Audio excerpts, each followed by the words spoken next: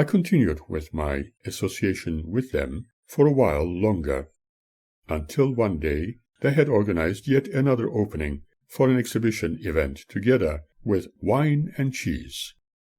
As the evening advanced, he suddenly asked me to follow him outside, and fiercely rebuked me, saying, what was it that I was talking about in regard to their background? I was shocked, and wondered what it was that I had supposedly spoken about. There was obviously somebody who did not like me around, and created a lie about me having said whatever it was. Even now I have not discovered what it was that I apparently upset them with. I wondered how a good friend could react the way he did. Then he exclaimed that I must have encouraged our child to kick him under the dinner table. He was really drunk, or maybe under the influence of habit-forming illegal substances. But I was in utter shock nevertheless. It was totally unexpected. Then he told me to pack up all my junk and buzz off quickly, otherwise he was going to pulverize my bones. So I went upstairs, where my art students were gathered for the evening's art class, and told them I was no longer wanted by a member of the partnership, and that I should pack up my things and buzz off. Otherwise he was intent to crush my bones, and therefore the classes were no longer going to be held there.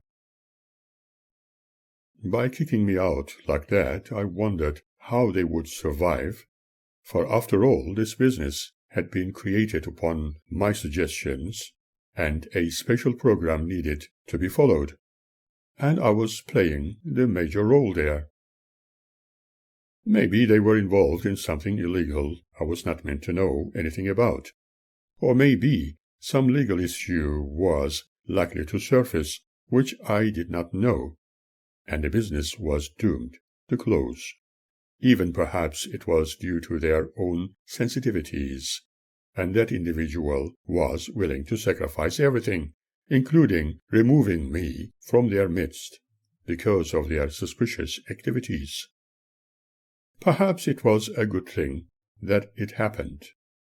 Maybe we were dealing with a mentally unstable person. I was not sure, and indeed I packed what I could put my hands on and left the place for good, knowing that they were going to close their doors. At that stage I did not even collect my earnings, and simply walked away. When they destroyed their business, I contemplated that I could always go back to establishing a similar one if I wanted. I was going to take some time for now and think about it while still occupying myself with academic engagements. It was not going to be easy to tell anything to Magda, but I was going to find a way of explaining matters.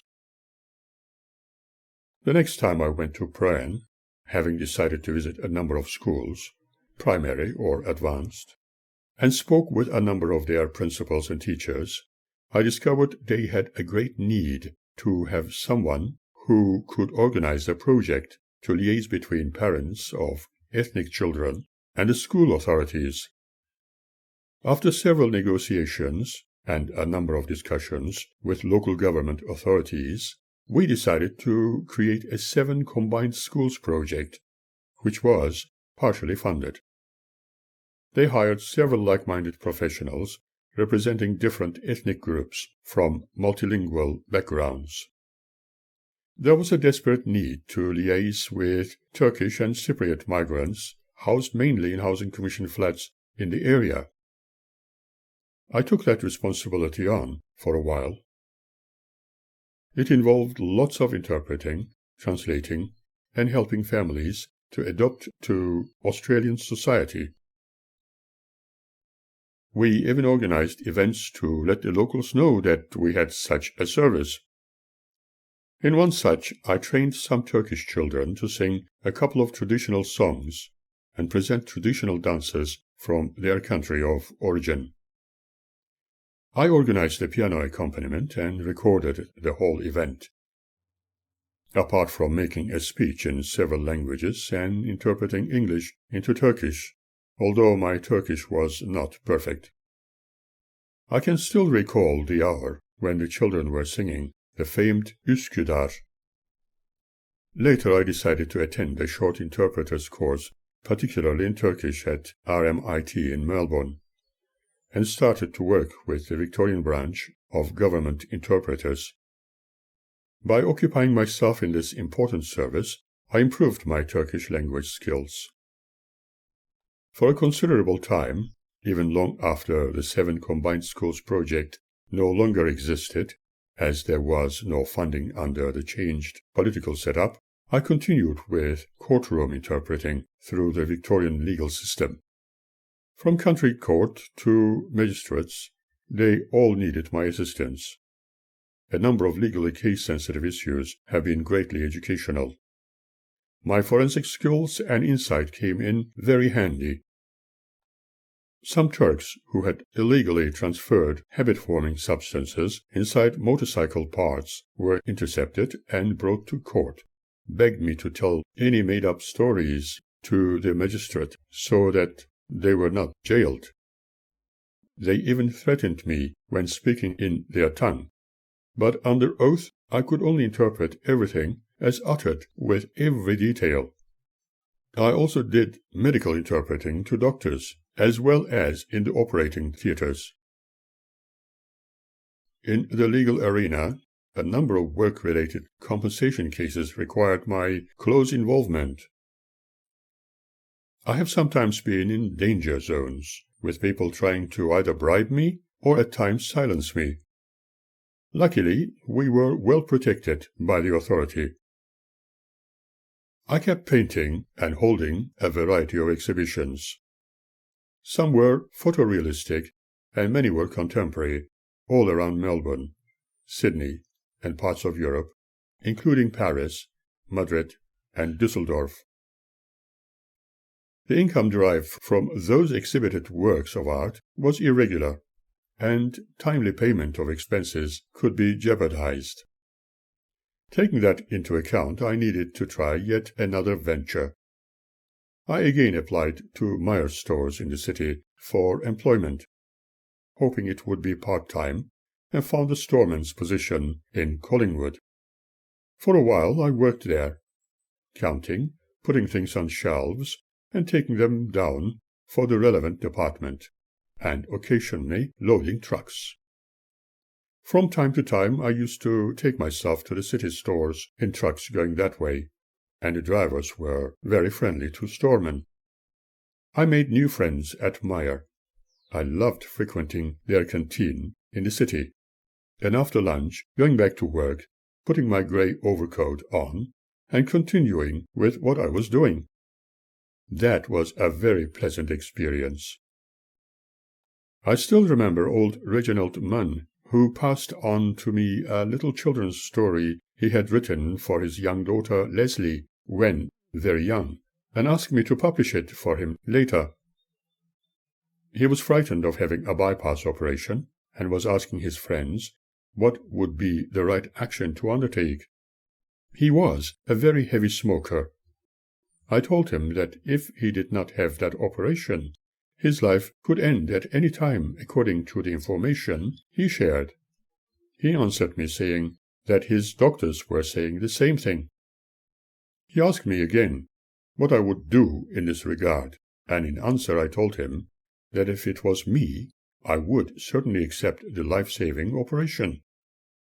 We did not know each other well at the time, and yet, as he often expressed, he knew I was a trustworthy and well-educated person.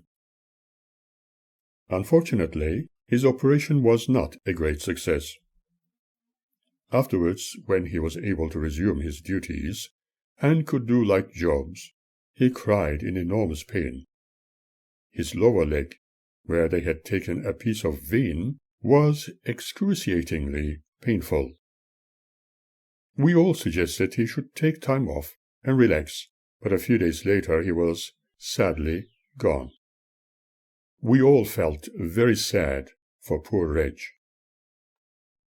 He used to tease a young Jewish boy, Michael, working with us, telling him he would be a real man when he was married, therefore he should have a girlfriend. Michael used to feel embarrassed about that issue, but was also very saddened about the loss of a genuine work colleague.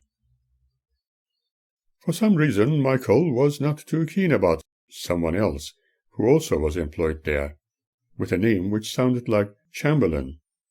But he was a very quiet person, and was only concerned about his work, and did not take much note of anybody. For a short while, we had the company of a medical student soon to graduate, and he did not like Turkish coffee, as he believed it seemed to cause soft stools for him. My time in a storeman's position with Meyer was certainly remarkable. For a time, I worked in their display department, other times in their furniture department, and for a while I worked in their children's rooftop entertainment connected to their toy section during Christmas. Sometimes I was Father Christmas, and others a clown entertaining children with jokes, stories, and jumping dogs.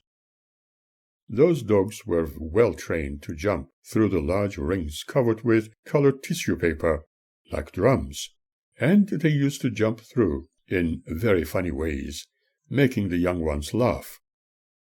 I was Dodo, and enjoyed every moment.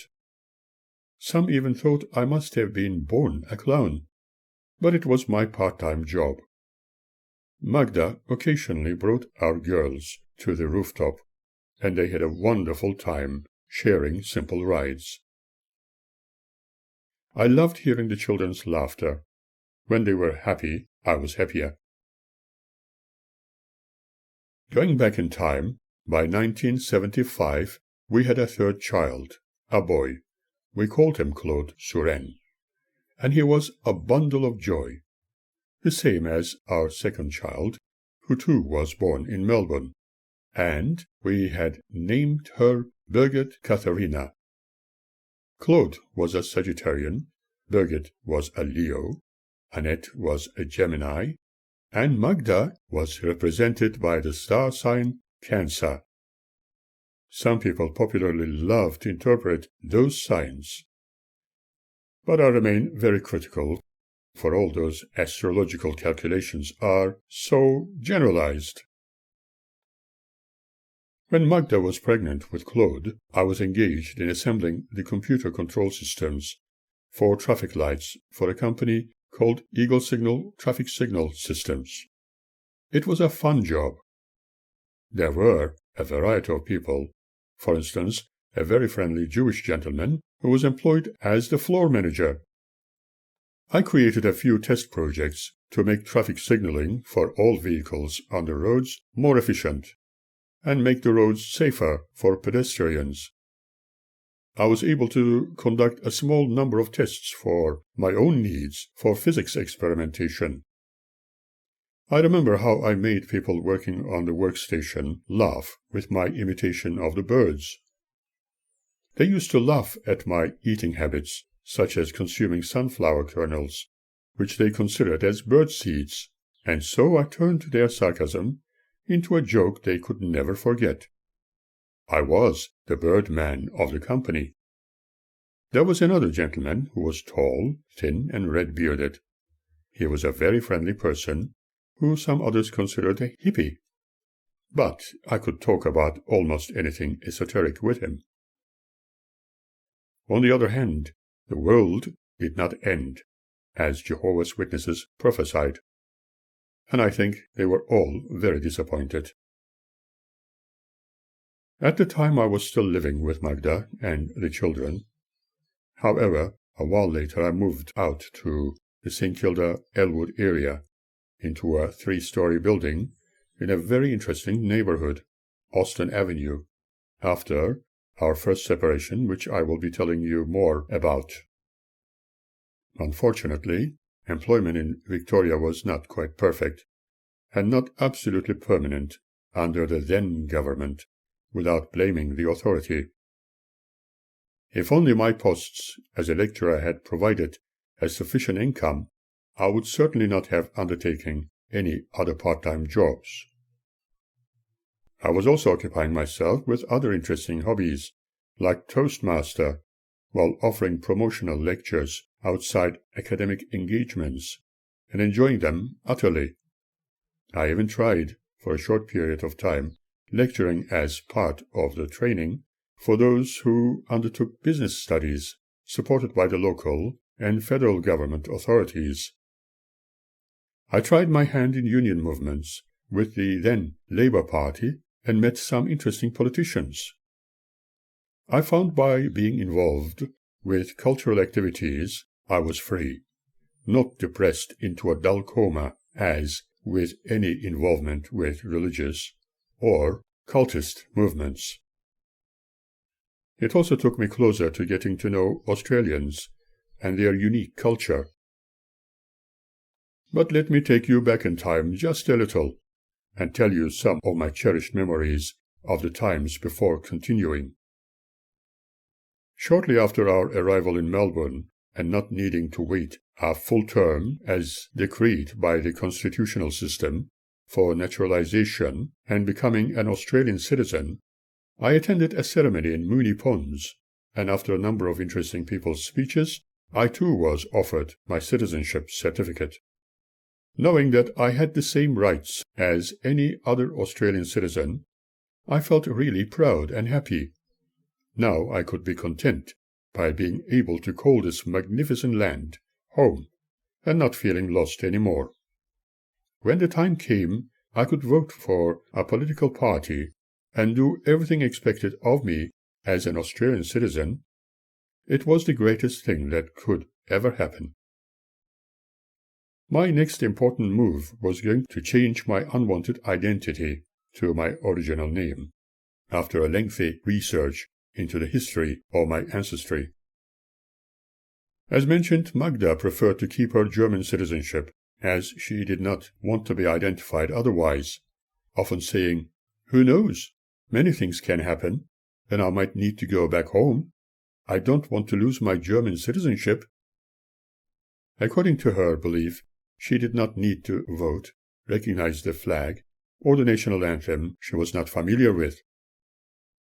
It was completely up to her, and I could not force her into accepting something she could not be happy with. As a cultured human being, although she presented a persona incapable of seeing it, it was impossible for me not to respect her wishes. When I lived in Elwood with my daughters after the wretched separation, I undertook semi-permanent jobs such as ethnic liaison and health officer, based in offices at Melbourne Town Hall, 100 Little Collins Street, a childcare facility in North Melbourne, and also in Flemington, near the Housing Commission apartments.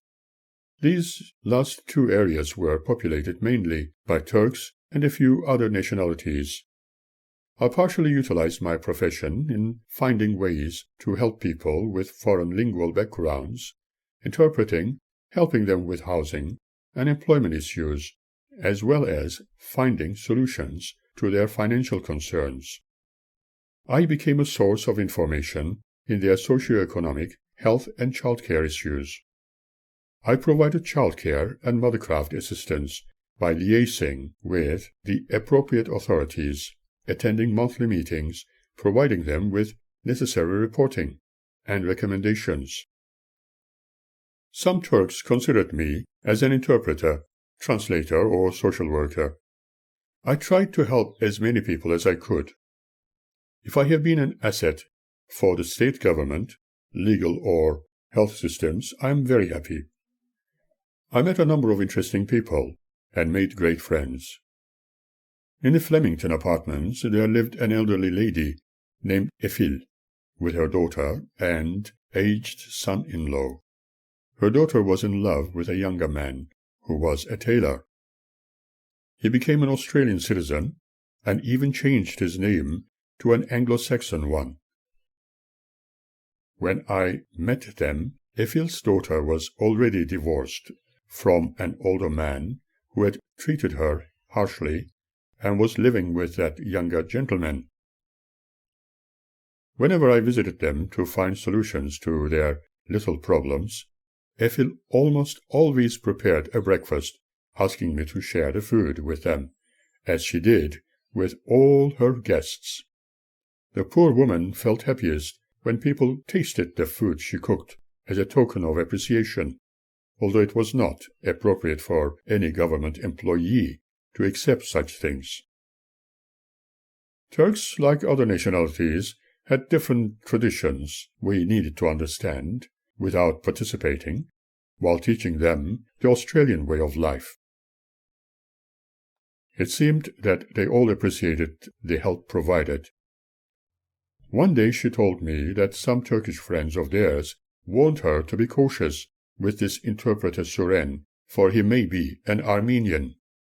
Hearing this, she became extremely agitated with those people.